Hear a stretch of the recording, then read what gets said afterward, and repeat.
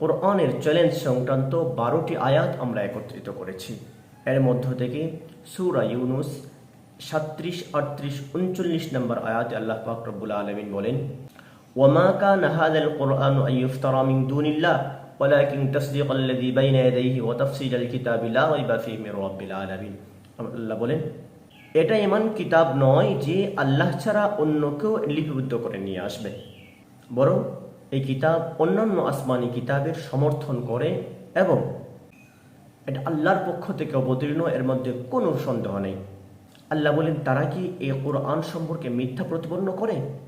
তাহলে শুনুন, তাদেরকে বলুন, তারা যদি সত্যবাদী হয়ে থাকে, যত ইনসান জিন যারা যারা রয়েছে, যাদেরকে সক্ষম সবাইকে একসাথে করে নিয়ে আসুক, তারপরে মাত্র একটা সূরা, আম ইয়াকুলুনা ইফতারা কুল ফাতু বিসূরাতিন মিথলিহি ওয়াদউ মান ইসতাতা'তুম মিন দুনিল্লাহি ইন কুনতুম সাদিকিন।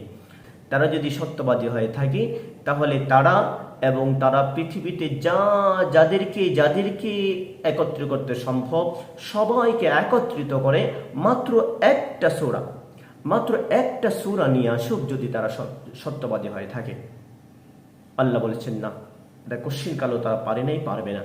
তবে তারা কেন এটাকে বিরোধিতা করে? তারপরও মূল কারণ হচ্ছে তাদের জ্ঞানের স্বল্পতা, মূর্খতার কারণে তারা এমনটা করছে।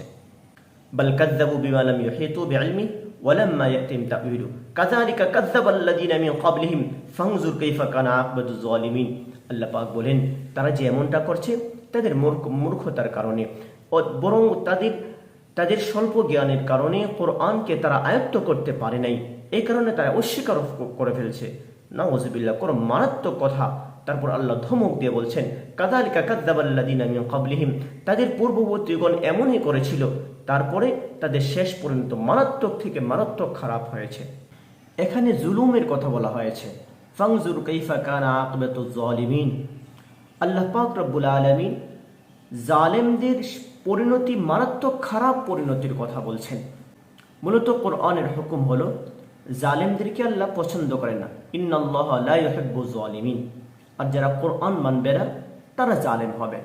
অতীতে যারা নবী রাসূলদের কিতাব মানে নাই, তারা জুলুম করেছে, আর তাদের মারাত্মক থেকে মারাত্মক লাঞ্ছনাদায়ক আযাব তারা পেয়েছে।